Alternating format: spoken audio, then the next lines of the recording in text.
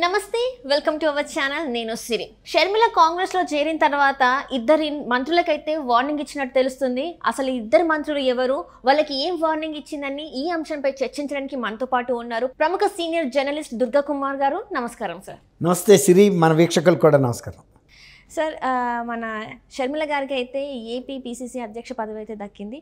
So ఇప్పుడు ఇద్దరు మంత్రులకి, YCP ఇద్దరు మంత్రులకి అయితే తను గట్టిగా కౌంటర్ ఇవ్వాలి, తను వాళ్ళ సీక్రెట్స్ బయట పెడతాను అని చెప్పేసి అయితే వార్తలు జరుగుతున్నాయి. ఇందులో ఎంతవరకు వాస్తవం ఉంది సార్?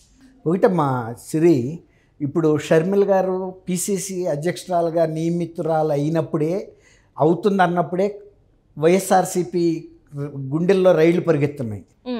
వ్యక్తిగతంగా జగన్మోహన్ రెడ్డి గారికి, పార్టీలో ఉన్న ఇతర నాయకులకి వేరే కారణాలు ఉన్నాయి. జగన్మోహన్ రెడ్డి గారికేమో సొంత కుటుంబంలో విషయాలు కానీ, ఇంకా లోతైన విషయాలు కానీ ప్రజల ముందు పెడుతుంది అనేది ఆయన భయం. ఎందుకంటే కిందసారి ఆయన్ని ముఖ్యమంత్రిగా చేయటంలో కూడా ఒక ఆయుధంగా పనిచేశారు షర్మిల. అన్న వదిలిన బాణాన్ని, జగనన్న వదిలిన బాణాన్ని అని చెప్పింది. ఆ బాణం ప్రజల మీదకి వెళ్ళి ఎంతో మంచి ప్రభావం చూపించింది. ఇప్పుడు రిటర్న్లో ఇప్పుడు ఆయన మీదకి వస్తుంది. ఇప్పుడు మరి ఆయనకి ఎంతైనా ప్రమాదమైన విషయమే ఇది. బాణం తగలటం అనేది మామూలు విషయం కాదు కదా. అది ద్రోణాచార్యుడు వదిలిన బాణం లాంటి బాణమా, అర్జునుడు వదిలిన బాణం లాంటిదా తెలియదు మనకి.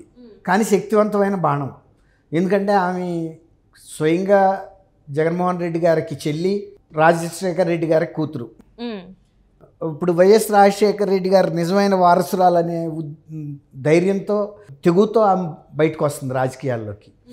తండ్రి జీవితకాలంలో నెరవేరిన ఒక లక్ష్యం మిగిలిపోయింది. ఆ లక్ష్యాన్ని నేను నెరవేరుస్తాను అని చెప్తుంది ఆమె. ఆ లక్ష్యం ఏంటంటే, ఆయన ఎప్పుడైనా సరే ఏ సభలో అయినా రాహుల్ గాంధీ గారిని ప్రధానమంత్రిగా చూడాలని నాకుంది, అది నా జీవిత ఆశయం అని రాజశేఖర రెడ్డి గారు చెప్పేవాళ్ళు. ఎందుకంటే రాజశేఖర రెడ్డి గారికి భారతదేశంలో ఏ కాంగ్రెస్ ముఖ్యమంత్రికి ఇవ్వనంత స్వేచ్ఛ స్వాతంత్రాలు కాంగ్రెస్ పార్టీ ఆయనకి ఇచ్చింది. అంత వెసులుబాటు ఇచ్చింది. అంటే సమైక్య ఆంధ్రప్రదేశ్లో కాంగ్రెస్ వ్యవహారాల్లో అధిష్టానం దాదాపుగా ప్రమేయం ఎప్పుడు చేసుకునేది కాదు. గతంలో అటువంటి సాంప్రదాయం కాంగ్రెస్లో లేదు. ఏ రాష్ట్రంలో అయినా సరే ఏ చిన్న వ్యవహారమైనా అధిష్టానం మాత్రమే నిర్ణయాలు తీసుకునేది. అది ఎమ్మెల్యే సీట్లు కానివ్వండి, మంత్రుల శాఖలు కానివ్వండి, మంత్రివర్గంలో ఎంపిక కానివ్వండి, తర్వాత పార్టీ విధానాలు కానీ రాజశేఖర రెడ్డి గారికి మాత్రం ఆ స్వేచ్ఛ లభించింది. ఎందుకంటే ఆయనకి ప్రజల్లో ఉన్న పట్టును చూసిన తర్వాత మనం చేసే నిర్ణయాలు తప్పు జరగవచ్చు.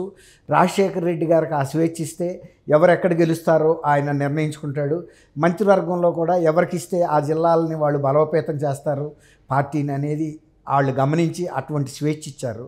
అందువల్ల ఆయన ఆంధ్రప్రదేశ్లో ముఖ్యమంత్రిగా ఎంత స్వేచ్ఛా స్వాతంత్రాలు అనుభవించాడో పార్టీ పట్ల కూడా అంతే విధేయతగా ఉండేవాడు. మరీ ముఖ్యంగా ఇందిరాగాంధీ గారి కుటుంబం పట్ల, అది రాజీవ్ గాంధీ గారు కానివ్వండి, సోనియా గాంధీ కానీ, ఈవెన్ రాహుల్ గాంధీ అయిన తర్వాత తరం, అంటే ఆల్మోస్ట్ జగన్మోహన్ రెడ్డి గారు వయసు వాళ్ళు.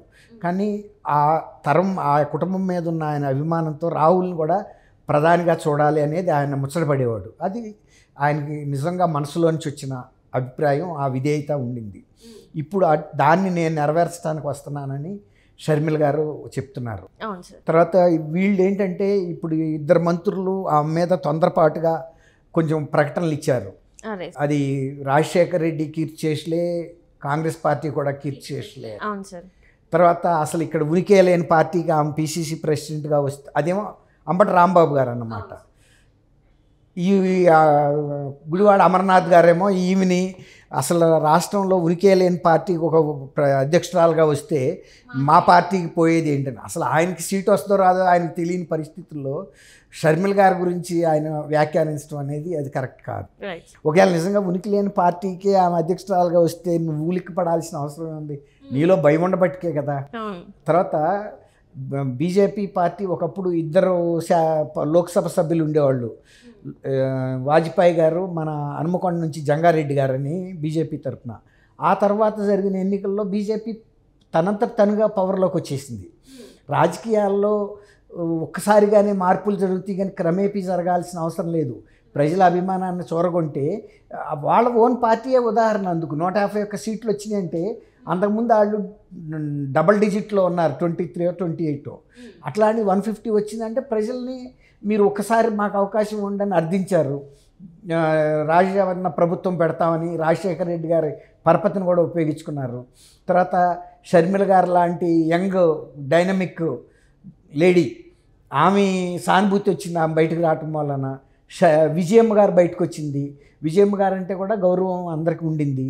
ఆ రోజు ఆంధ్రప్రదేశ్లో బైబిల్ పట్టుకుని వచ్చి నా బిడ్డ కాదు మీ బిడ్డ అని చెప్పింది ఆమె. మీ బిడ్డకి మీరు అవకాశం ఇవ్వండి, ఒక్కసారి ముఖ్యమంత్రి చేస్తే మీ జీవితాలు మారిపోతాయి, రాజన్న ప్రభుత్వం వస్తుంది. రాజశేఖర రెడ్డి గారి ప్రభుత్వం బాగానే పరిపాలించాడు. ఆయన ఎప్పుడు ప్రజల మీద పోలీసులతో దాష్టికాలు చేయించలేదు. తర్వాత ప్రజాస్వామ్యంగా ఎన్నికలు జరుగుతున్నప్పుడు ఆయన దౌర్జన్యాలు చేయించి పోలీస్ డిపార్ట్మెంట్ని ఉపయోగించి భయపెట్టి బ్లాక్మెయిల్ చేయించి ఉపసంహరించుకోమని చేయలేదు. తర్వాత డాక్టర్ల మీద లేకపోతే ఇతరుల మీద దాడులు చేయించాల. ప్రభుత్వ సిబ్బంది మీద ఎప్పుడు ఒక సానుభూతిగానే వ్యవహరించేవాడు. వీళ్ళు నా బిడ్డలు, నేను పోతే ఎవరిస్తారు వీళ్ళకి ఇంక్రిమెంట్ కానీ డిఏ కానీ ఏదైనా. సో ఆ ఉదారత అనేది ఆయనలో ఉండేది. అది ప్రజల పట్ల కూడా ఉండేది. ప్రజల పట్ల కూడా ఏమన్నా నిజమైన సంక్షేమ కార్యక్రమాలు ఇందులో నాకు లాభం ఎంత వస్తుందని ఈయనలాగా ఆ లెక్కలు వేసుకునేవాడు కాదు. ప్రజలకి ఎంత ఉపయోగపడుతుంది అనేది అట్లాంటి భారీ మనసు ఆయనకు ఉంది. కాబట్టి ఆ పరపతి ఉపయోగపడే వీళ్ళు ఇప్పుడు గుడివాడ అమర్నాథ్ కానీ అంబటి రాంబాబు గారు కానీ అధికారంలోకి వచ్చారు. అది రాజశేఖర రెడ్డి గారి చలవ, రాజశేఖర రెడ్డి గారి దీవెన. ఆయన కీర్తిశేషుడు అయినా కూడా ఆయనకు ఆ శక్తి ఉంది. కొంతమంది మనుషులు బతికున్న వాళ్ళకన్నా చనిపోయిన వాళ్ళకే పవర్ ఎక్కువ ఉంటుంది. అలాంటి వాళ్ళు చిరంజీవులుగా ఎప్పుడు ఉంటారు. అలాంటి చిరంజీవులు ఎన్టీ రామారావు గారు కానీ రాజశేఖర రెడ్డి గారు కానీ వాళ్ళు ఉన్నా లేకపోయినా ప్రజలు వాళ్ళకు చేసిన మంచి పనులు, వాళ్ళు ఆదరించిన తీరు, నాయకులను కానీ ప్రజలను కానీ అది ఉంటుందమ్మా. రైట్. అట్లనే ఇప్పుడు ఏంటంటే సార్, ఇప్పుడు మన ఈ ఇద్దరి మంత్రులు ఏదైతే ఇది మాటలు తూలారో, సో రేపటి రోజున షర్మిల గారు వీళ్ళకి గట్టి కౌంటర్ ఇస్తుంది అంటారా? అంటే ఏ విధంగా ఇస్తుంది? వీళ్ళ సీక్రెట్స్ ఏమైనా బయటకు రివీల్ చేసే అవకాశం ఉందంటారా? వాళ్ళు విడివిడిగా విట్టాంటి వాళ్ళకి సమాధానం చెబితే షర్మిల గారి స్థాయి పడిపోద్దమ్మా. ఇప్పుడు ఒక ఐరావతం అంటే ఏనుగు, ఒక ఉన్నతమైన ఏనుగు వెళ్తుంటే బజార్లో అనేక మురుగుతూ ఉంటాయి.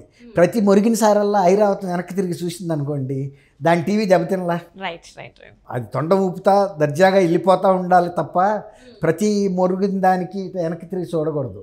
అట్లాగే ఆయన అడ్రస్ చేసేది జగన్మోహన్ రెడ్డి గారిని, పార్టీని ఉద్దేశించి చేస్తుంది.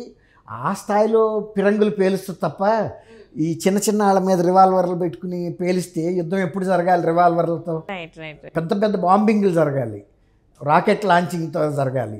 అవి చేస్తుంది ఆమె. ఆ స్థాయిలో వస్తుంది. అట్లాంటి ఎక్విప్మెంట్తో వస్తుంది ఆమె. కాబట్టి వీటాంటి వాళ్ళని కేర్ చేయాల్సిన అవసరం లేదు. జగన్మోహన్ రెడ్డి గారికి అది తెలుసు ఆమె శక్తి ఏంటో.